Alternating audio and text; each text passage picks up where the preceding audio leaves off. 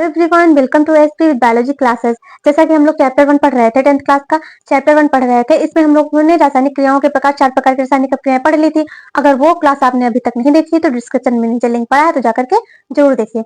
आज हम पढ़ेंगे अपचयन। देखो, उपचयन पढ़ेंगे और अपचयन। इसमें क्या होता है, बच्चे बहुत ही कंफ्यूज होते हैं। इस वजह से इसकी अलग से वीडियो बनाएगी ताकि आप लोग एकदम क्लियर हो जाए, कंफ्यूजन ना हो।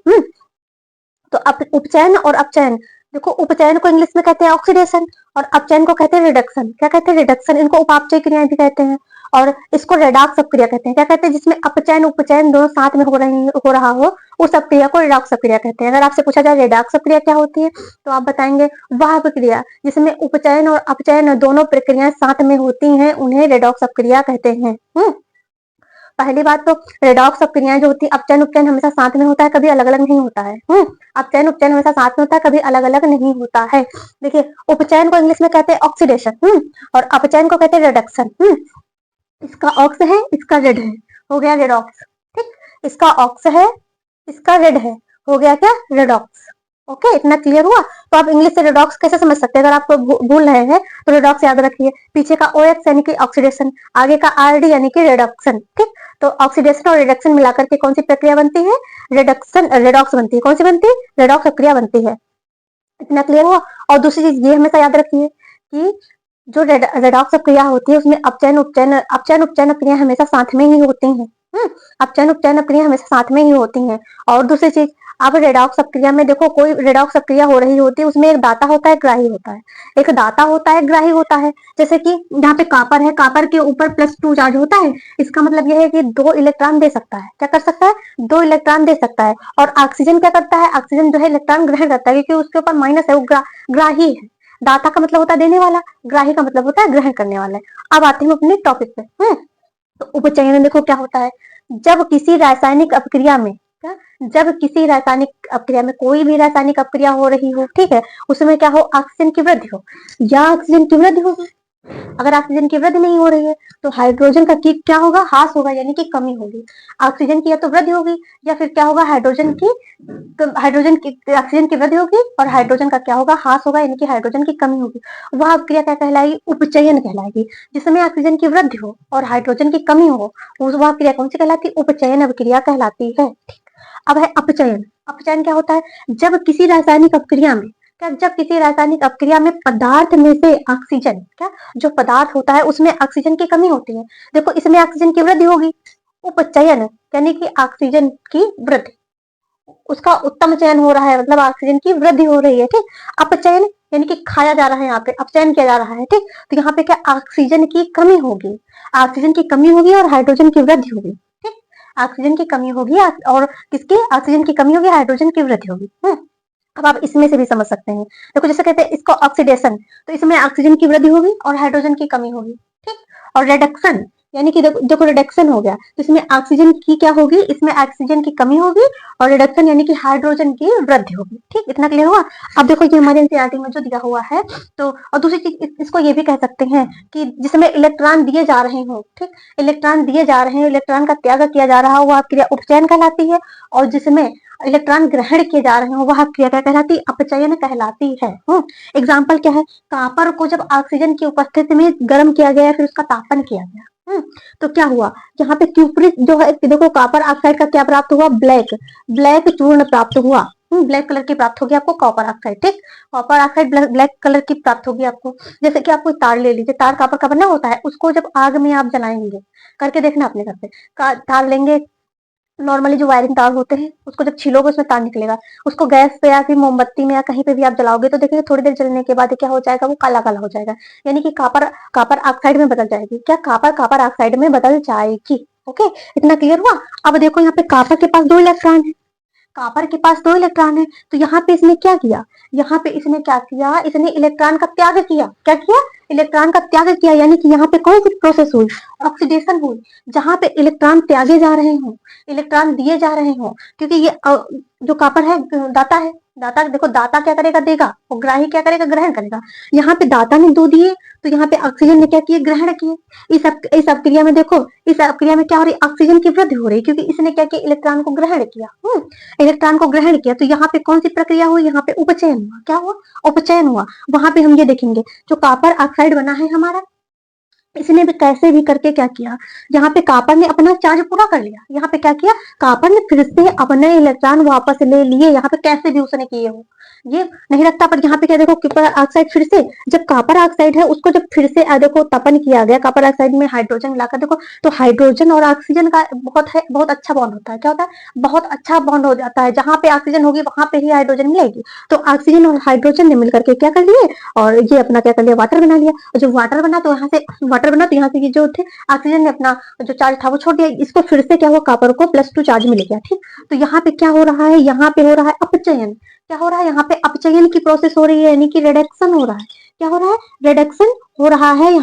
यहाँ पे रिडक्शन हो रहा है, यहाँ पर यानी कि इलेक्ट्रॉन ग्रहण किए जा रहे हैं। क्या किए जा रहे हैं, इलेक्ट्रॉन ग्रहण किए जा रहे हैं। यहाँ पे इलेक्ट्रॉन त्यागे जा रहे हैं, यहाँ पे इलेक्ट्रॉन ग्रहण किए जा रहे हैं। इतना क्लियर हुआ। अब जैसे कि आप कोई भी ले लो, तो वहां पे क्या इसमें NaCl है, या फिर कोई भी प्रोसेस है आपकी हो रही है, HCl है, H+Cl है, तो इसमें क्या नहीं हो रहा है, क्या इसमें क्या नहीं हो रहा है, क्या, तो हर जगह क्या हो रहा है, उपचयन अपचयन जो प्रोसेस होती है चलती रहती है। पर हमारी NCERT जो कहती है उसके अकॉर्डिंग हम यहाँ पे देखते हैं कि देखो, जहाँ पे इलेक्ट्रॉन ऑक्सीजन की वृद्धि हो रही है तो वो उपचयन है। और जहाँ देखो, जहाँ पे ऑक्सीजन की कमी हो रहा है, हाइड्रोजन की वृद्धि हो, यहाँ पे हाइड्रोजन की वृद्धि हुई ना, यहाँ पे हाइड्रोजन की वृद्धि हुई, तो यहाँ पे क्या हो रहा है, यहाँ पे अपचयन हो रहा है। तो यहाँ पे हम लास्ट में ये कह सकते हैं कि इलेक्ट्रॉन जब त्यागे जाते हैं तो वहां पे उपचयन होता है, और इलेक्ट्रॉन जहाँ ग्रहण किए जाते हैं वहां पे क्या होता है, अपचयन होता है। क्या होता है, अपचयन होता है। इतना आपको बहुत अच्छे से क्लियर हो गया होगा।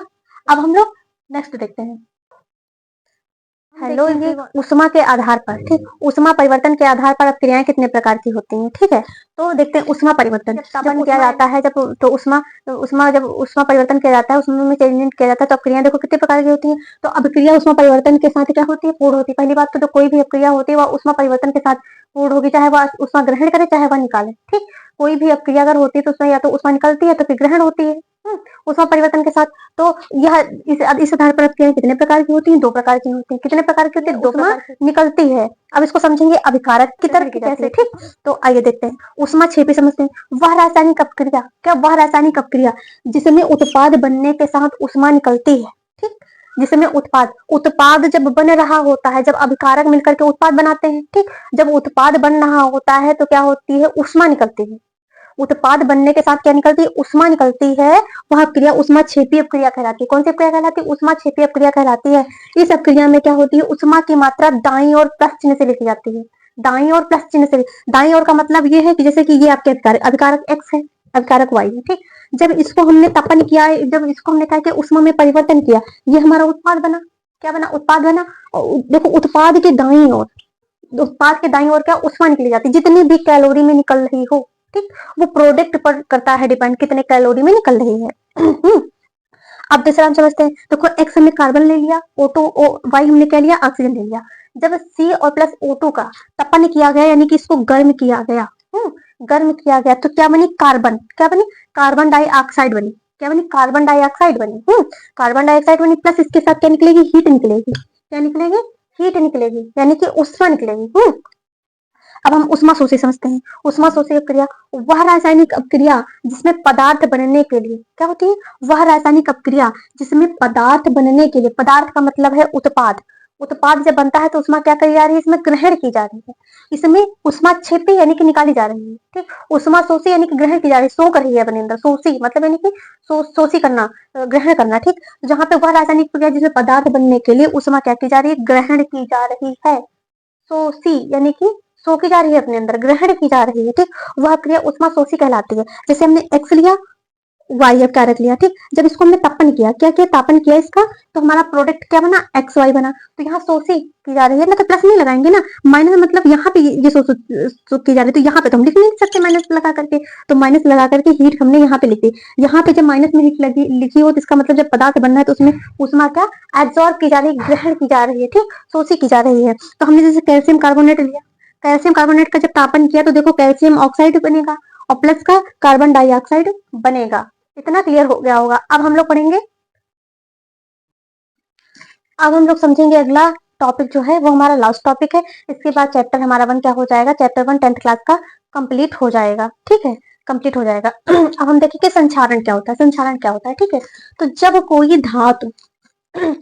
कोई धातु अम्ल या आर्द्रता के संपर्क में आने पर, अम्ल हो या फिर आर्द्रता यानी कि नमी हो, अम्ल हो या फिर आर्द्रता यानी कि नमी हो के संपर्क में जब आती है कोई भी धातु, कोई भी ए टू जेड कोई भी धातु ले लीजिए, अगर वह अम्ल यानी कि एसिड या फिर आर्द्रता यानी कि नमी के संपर्क में आती है तो संक्षारित होती है, यानी कि वो खराब होना चालू कर देती है। तो वह प्रक्रिया क्या कहलाती है, संक्षारण कहलाती है, यानी कि किसी चीज का क्षारण होना, कटना, किसी चीज का खत्म होना। ठीक, तो वह प्रक्रिया क्या कहलाती है, संक्षारण कहलाती है। जैसे कि आपने देखा होगा लोहे की बनी चीज, लोहा एक धातु है, लोहे से कील बनती है, साइकिल बनती है, ठीक, मोटरसाइकिल के पुर्जे बनते हैं, आपकी अलमारी बनती है, बहुत चीजें बनती है लोहे की चीजों से। ठीक है, तो इसमें क्या होता है, जब ये अम्ल यानी कि जैसे कोई हाइड्रोक्लोरिक अम्ल है या फिर आपका H2SO4 है, HNO3 है, नाइट्रिक एसिड है, तो इनके संपर्क में जब आती है, जैसे कि पहली बारिश आप देखते हैं बहुत ही एसिडिक होती है, उसमें एसिड की मात्रा बहुत अधिक होती है, तो उसके संपर्क में आई, या फिर नमी, वायु में देखो नमी होती है, या फिर जैसे कि जमीन में पड़ी हुई है, जमीन बहुत नमी है जिसको सीलन बोलते हैं, तो क्या होगा, जो लोहे की वस्तु है उसमें धीरे धीरे जंग लगना चालू हो जाएगा। क्या, जंग लगना चालू हो जाएगा, इस हद तक जंग लगेगी कि वो लोहा बिल्कुल क्या हो जाएगा, नष्ट हो जाएगा। लोहा बिल्कुल नष्ट हो जाएगा, आप छूओगे तो टूट जाएगा। क्या हो जाएगा, छुओगे तो टूट जाएगा। तो लोहे की चीजों में जंग लगना, ये होता है संक्षारण, यानी कि वह वस्तु क्या होता है, क्षारण होता है, उस वक्त वस्तु क्या होती है, धीरे धीरे नष्ट हो जाती है। ठीक है, अगला क्या, चांदी पर काली परत चढ़ना।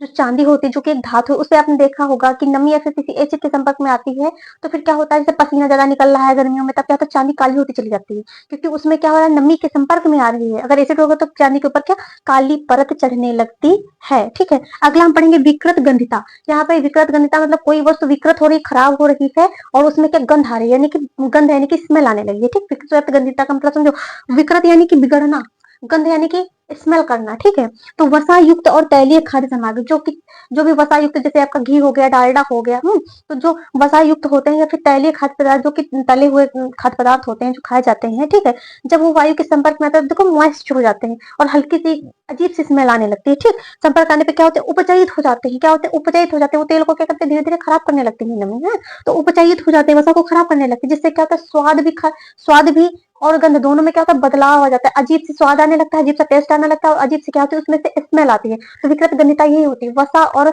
जो तैलीय पदार्थ होते हैं, जो तैलीय खाद्य पदार्थ होते हैं, वो वायु के संपर्क में आने पर क्या होते हैं, उपचयित हो जाते हैं, अपचयित हो जाते हैं। तो उसमें क्या होता है, जैसे स्वाद और गंध में क्या होता है, परिवर्तन आ जाता है। क्या, परिवर्तन आ जाता है। अभी आप अचार रख लीजिए, खोल के रख दीजिए, तो उसमें नमी आएगी, एयर आएगी, मतलब ढक्कन कंटेनर में क्यों बंद करके रखिए, जब ज्यादा दिन तक प्रिजर्व करना होता है ताकि ऑक्सीजन ना आए उसमें। ठीक, ऑक्सीजन के ऊपर से नमी ना आए, नमी आएगी उससे चीज खराब हो जाएगी। ठीक है, तो यहाँ पे इस वजह से क्या उसको कहते हैं, एयर टाइट कंटेनर में रखा जाता है। तो आपको विकृत गंधिता और संचालन क्या हो गया, एकदम स्पष्ट क्लियर हो गया है। और आपने अगर इससे पहले की हमारी वीडियो नहीं देखी है तो डिस्क्रिप्शन में लिंक पड़ा है, जाकर के जरूर से जरूर देखें। और बहुत ही अच्छे सरल शब्दों में आपको समझाया गया है, तो जरूर से जरूर देखें। अगर आपको हमारी क्लास अच्छी लगी तो हमारे चैनल को लाइक करें, शेयर करें, सब्सक्राइब करें। थैंक्स फॉर वॉचिंग, मिलते हैं नेक्स्ट क्लास में।